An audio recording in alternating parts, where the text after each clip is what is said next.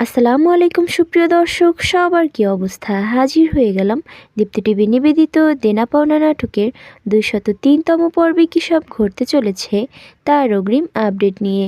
এই পর্বটি কেউ মিস করবেন না, কারণ এই পর্বে আপনারা দেখতে পারবেন পারিকে দেখা যাবে সে এবার সৌরভের সাথে দেখা করতে যাবে। তারা একটা রেস্টুরেন্টে বসে সত্যজিৎ ঠাকুরের সাথে গয়নার ডিজাইন নিয়ে আলোচনা করলে তখন সত্যজিৎ ঠাকুর বলবে একটা কম্পিটিশন আছে, আর তাতে 7 দিনে 5টা ইউনিক ডিজাইন লাগবে, যা দেখলে যেন বিশ্ব চরাচরে চোখ ধাঁধিয়ে যায় এমন ডিজাইন করতে হবে। তুমি পারবে তো? আর সেগুলো কিন্তু শুধু স্কেচ করে দিলে চলবে না, একদম হাতে তৈরি করে দিতে হবে। তখন পারিকে দেখা যাবে সে করতে পারবে বলে সত্যজিৎ ঠাকুরকে কথা দিবে। ওইদিকে পরবর্তীতে পারিকে দেখা যাবে সে নিঝুম ও তনিমাকেও তাদের সাথে অ্যাড করে নিবে।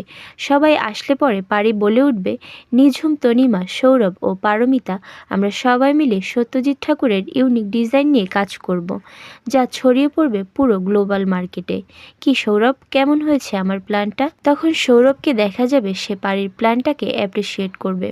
আর অন্যদিকে আপনারা দেখতে পারবেন ইরফানকে দেখা যাবে সে এবার রিয়াদের বাড়িতে বসে পারির কথা ভাবতে থাকবে।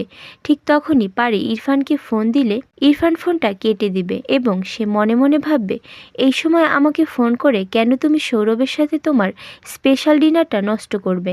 এনজয় করো তুমি তোমার স্পেশাল ডিনারটা পারমিতা। আজ আমিও বাড়িতে ফিরবো না। সৌরভের সাথে তুমি ডিনার করতে যেতে পারলে আমি কেন রিয়ার কাছে থাকতে পারবো না? এই বলে ইরফানকে দেখা যাবে সেও আর বাড়িতে ফিরবে না। আর এছাড়াও থাকছে আশ্চর্য সকল ঘটনা। সুতরাং সবাইকে দেনা পাওনা নাটকের আগামী পর্ব দেখার আমন্ত্রণ রইল। ধন্যবাদ।